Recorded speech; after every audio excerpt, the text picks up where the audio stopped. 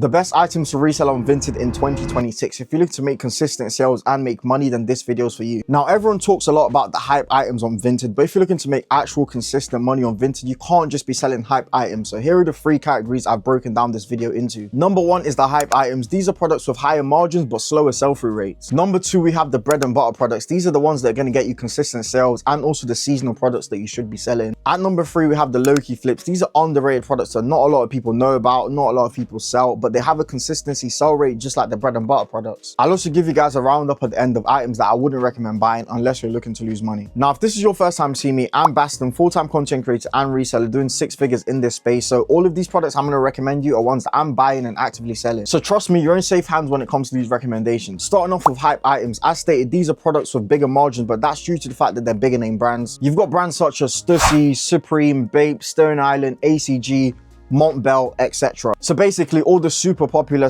/ long-lasting brands, they fall into this category. You've got to be specific of what you're buying though when it comes to hype items, because not everything's going to sell. For example, with brands such as Supreme, Stussy and Bape, here are items that I would recommend that you sell. Tees, hoodies, joggers, jorts and outerwear. Products like tees and jorts will sell more in the summer, and that's where you'll tend to get the highest margin, but when you go into the winter time, you'll be selling stuff more like joggers and the outerwear. Now, with more designer brands like Stone Island, you want to be focusing more on like the archive and the older pieces, because the modern stuff just doesn't really sell as well. In terms of hype products, you can also include the Y2K stuff like Miss Me jeans, Diesel, Armani into this category. It's really like the jeans when it comes to the Y2K category that's really risen over the years, and I don't really expect it to die down in 2026. It goes without saying, the bigger name brands, you can make a lot of money off of them due to the fact that they're so popular. People are consistently just searching for them. A note with hype items though, like I said with the seasonal stuff, you want to be just buying them at specific seasons, otherwise you're not really going to get the maximized amount of profit from them. Streetwear, when it comes to hype items, doesn't sell every day, but when it does sell, it sells super well. For example, if I've got a streetwear tee in the summer and the winter,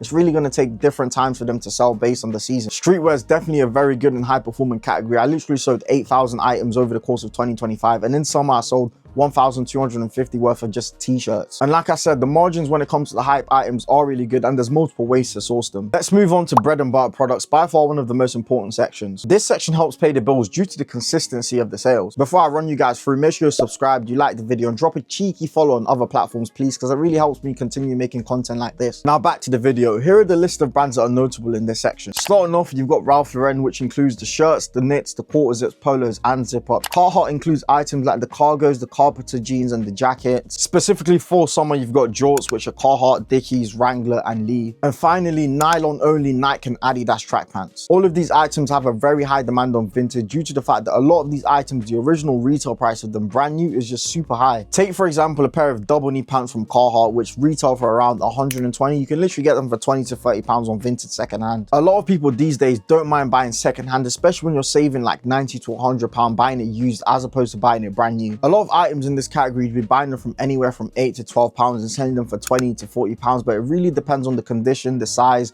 the brand, and also what type of item it actually is. Bread and butter is probably the easiest category to actually get into due to the fact people have been selling this for years, so we know the sell price, we know the buy price, and it's not super hard in terms of being able to source it. We can also touch on the fact that the products in this category literally sell to such a wide demographic. Ralph Lauren, for example, my dad wears it and he's literally 50. So if you want consistent daily sales on Vinted, this is a category you need to be tapping into, at least selling like a few of these items on your account. Saving the best till last, we're talking about low-key flips. This is a category I might be biased towards due to the fact I sell so much of it. I should be gatekeeping this, but there's enough money for us all to be eaten, man. And literally, if you've seen the last video on Vinted, you can see what people are buying and selling anyway. The good items from this category that I've got experience of selling is as followed. You've got the Realtree / the camo pieces, the Levi jeans, which are like the 501s, the 511s, and you've also got the Nike and the Adidas windbreakers, but only the nylon ones. Now, the items in this category are super low-key. They're like underrated products. Due to the fact that they're not sexy, people aren't telling you that these are actually making them some serious money. Don't be fooled though, because these products will be making you consistent sales like the bread and butter products too. Realtree, for example, brands like Supreme have started doing like Realtree type things, so the camo pieces in general, the market's just gone up on them. I can say that for a fact too, based on the data of my sales. It's really just shot up in the last 2 years due to the hype. I'm buying Realtree products for like 5 to 10 £100, selling them from anywhere from £15 to £30. The same can be said with the Levi jeans and the windbreakers. All of these are consistent sales for me on Vinted that are super underrated. One thing to note, that when it comes to low-key flips, a lot of it is really hype driven. For example, Realtree's been really popular recently, so their sales have just gone up, but I don't really expect that to change in 2026. So many bigger and hype brands are doing reiterations of Realtree